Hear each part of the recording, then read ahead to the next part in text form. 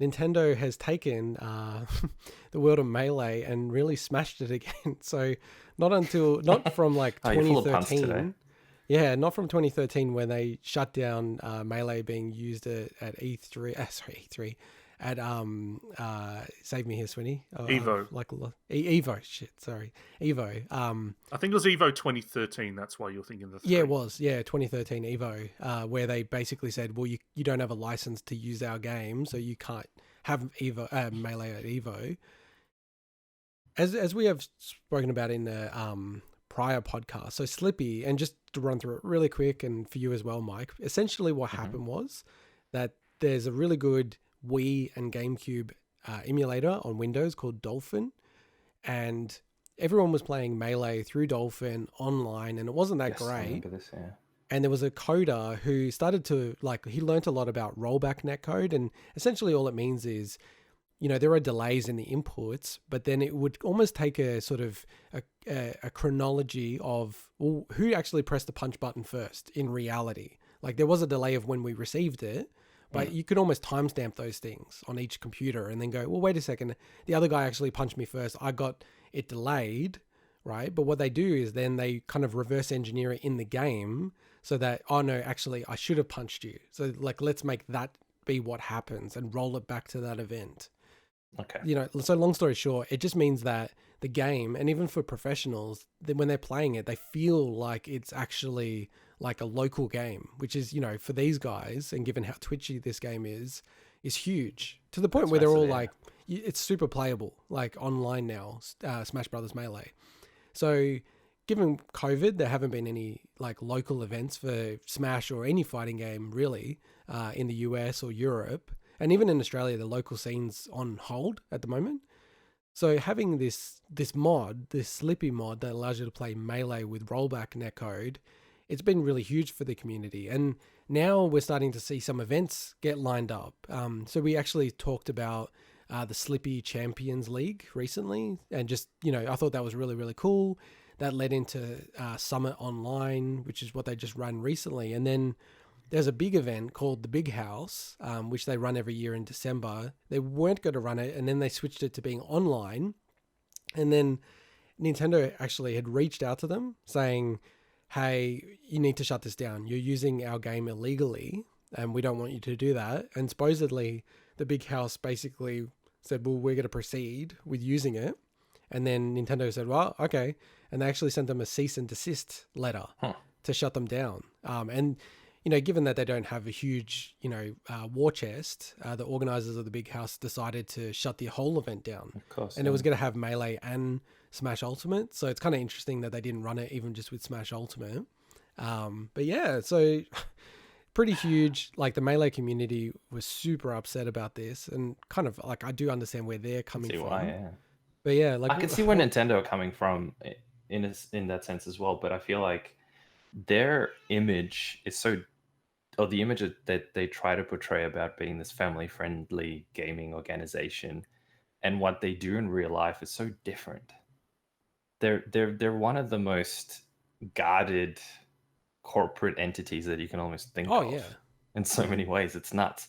Yet the games that they do are meant to be so community friendly and open, and it's a complete, I don't know, it's weird. Mm. And Sweeney, do you think that, like, I guess two parts of this, like, do you think that they're able to actually do this in the first place? And then secondly, do you think it's right, like, or fair that they've done this? Well, I think they're able to do it for various reasons, not even knowing the laws, because it's Mm. like we know, and the community will admit that they use ROMs, right? Mm. Because it's, you have to, and not everyone's going to go through the process of backing their own ROM up, like, the law states for emulation and stuff. But this is one of the biggest arsehole moves I've ever seen from Nintendo. Probably the biggest arsehole move I've seen since E3. Sorry, I Yeah. did the same problem as you, Evo 2013. Yeah, the Evo 2013 thing, that's crazy. And you just listen to like people like Hungrybox, Armada, U2 King just talking about this. This essentially, like, this can kill the community at the moment. Oh yeah, I think so. And the reason why this is such an asshole move is that we are literally in a global pandemic, Mm. where they cannot run these events in person using proper copies of the games. Everyone who is competing, not everyone, but majority of people competing in this game probably owns a copy of Melee Oh physically, yeah. right? Or multiple copies and whatever, and has bought all the other Smash games. But they cannot hold these events for public safety reasons, various reasons, right? People can't travel, even if they, could hold these in person. To shut these That's a very good down point. during the pandemic is the biggest arsehole move, and I think that's one of the main reasons why You're never buying a Nintendo product again. why I think this Oh. will actually. I think Nintendo will backtrack on this at some point. Surely they will. And Yeah, it makes because of sense. that reason, there's also the community's being pretty smart. They're setting up charity events now, so that when Nintendo go to shut them down, they can also say, "Look, you're shutting down these charity events." They need to do this Nice. stuff because otherwise, the community will be, at least until the pandemic did. I think I forget who it said. It may have been Hungry Box said it's like either COVID dies or the community dies. It's like they can't. They can't run these events.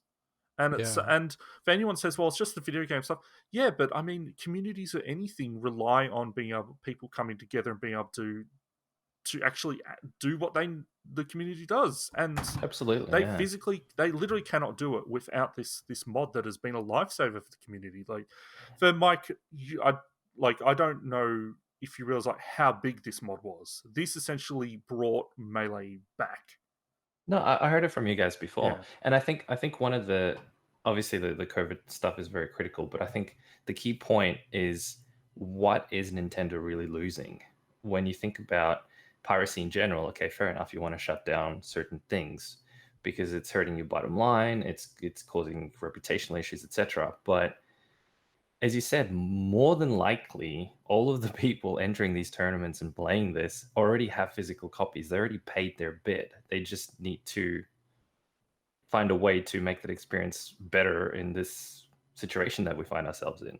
So what are they losing in the end? It's not like they're losing sales or something. So Well, and just on that, so I one thing that I didn't really think enough about was the point that you made, Swinny, that like yes, I always accepted that this is a bit of a asshole move from Nintendo, but the part around they are really incentivizing people to join in person again for these type of events, which is a very dangerous thing to in a pandemic, especially when you're talking about you need to be close. You need to be close because it's like you're then playing it on a CRT. Like you can't really stretch those things out very far anyway. So physical proximity needs to be close, which is not great. So I didn't really think about that. That's a real dangerous thing that they're now incentivizing. But I was chatting to my wife about this because she's a lawyer and a lawyer in this space actually, like with IT and software licensing and stuff like that.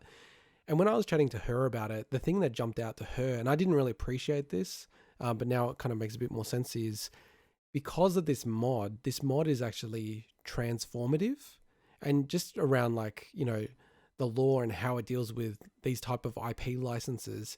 If you transform something and you start to set precedents and, like acceptance around the transformative work, it actually is like a really clear breach of like your licensing rules. Now, like ultimately Nintendo can always just say like, we never licensed you to do this. Like essentially like all of these games, even though they're streaming it, they could shut them all down, and they have done that previously. And I should also just point out quickly that Age of Calamity released in Australia a little bit earlier than other places in the world. People locally bought it from like JB and EB Games, started streaming it on Twitch, and got banned on Twitch. Oh, wow. Because Nintendo America said you've like, got an illegal copy of this game and you're playing it early, or you've broke embargo, even though it's just a regular punter. Yeah, in fairness, a lot of people would have done it by changing regions, but a lot of people obviously that did it legit also got banned. Yeah, like I think the majority probably changed regions, but there was a bunch of Australians, and it's super obvious they're Australians when you hear them, who got banned as well. But yeah, it does seem like Nintendo are starting to change tact again. So there was a period of time where they were being more open. They got rid of their partnership program. I feel like they're going back a little bit again, where it's anything, and I think we've spoken about this previously, Swinny, but anything that's modifying the core game. So if it's just a core game experience, I think they're more okay with it. But if you've modified the game in any way, you know how like people were playing the mods of like Super Mario Brothers 3 and they were getting their channels like copyright striked, which also is in their rules. So there's just some weird things about copyright law and how it all works together, that if you transform things and then they don't defend it, you know, they like people could almost like try to establish it as its own thing. So I think yeah, that's what it comes down to as well, right? They're almost forced to defend it yeah, sort in order to of. maintain that copyright. Yeah, it's not quite the same as trademark, but the other thing is, and you know, my wife worked at another company that, you know, is pretty much similar to this space where they defend their IP like a Disney. Like basically internally they have a legal strategy which says if anyone's using your IP in a way that transforms it or does something with it, you have to just attack them. It doesn't even matter if you'll lose the case, but it sounds like Nintendo would not lose the case. And it doesn't sound like the community's even going to try to mount a case against this. I think they understand that they would lose it. Well, what people can do is just there's a huge hashtag out there, free melee. So if you it's huge. Like this, Free, yay. no, this is a huge movement. Like you just put in free melee, and there's heaps of stuff going up. Content creators, people trying to push for Nintendo to backpedal on this, and like as we said, like the timing of this is just people don't have any other option for that community. And Mm. I like when it comes to transformative changing stuff. Look, I completely understand that. I understand it more so in the realm of something like Project M, where they are seriously changing the game. Yeah. Um, and I don't know everything about Slippi. I know that they've made some adjustments here and there to stuff, but you know, if the main thing is okay, adding the ability to have this rollback netcode, then like Nintendo, I know Nintendo don't have a history of this, but this is your chance, probably the biggest chance to work with the community to try to come up with a solution that makes it safer for the community to actually Yeah. be together. Work with the Yeah. community. Don't do this. And one thing that I would super, super highly recommend to the community is like the Melee community is do not attack Smash Brothers Ultimate and then Nintendo and, you know, Nintendo Smash Ultimate code being terrible and how good the Melee and Slippi code is, because that's kind of exactly why Nintendo is trying to shut this down, because it's actually tarnishing Smash Ultimate, which as a corporate entity, you go, well, you guys aren't even operating legally in the first place. And then you're kind of throwing us under the bus. It's like, that's just not like, I understand. I'm not saying that Smash's code's good. I always complain about it, right? But I think from a strategy point of view, the community needs to be smarter and understand to allow this to go under the radar. They need to stop like making videos about how crap Ultimate's netcode is compared to Slippi, because that just brings a bigger light on this and gives more incentive for Nintendo to shut it down. And I think you're right, Swinny. I think they need to like backtrack on this decision because it's just so on the nose. And you know, it is a very small community ultimately, and I don't think it's really cannibalizing anything. I think, you know, for me personally, I really got into Ultimate because of, you know, the Melee documentary, and I'm like, oh yeah, I want to check this game out more. I probably wouldn't have played it otherwise. So yeah, like hopefully they backtrack on this because it's a bit of a shame. And, you know, for a lot of people that are really passionate about it, it's really sad to see these events getting cancelled. Let's, boys, jump into my favorite segment of the week, every week.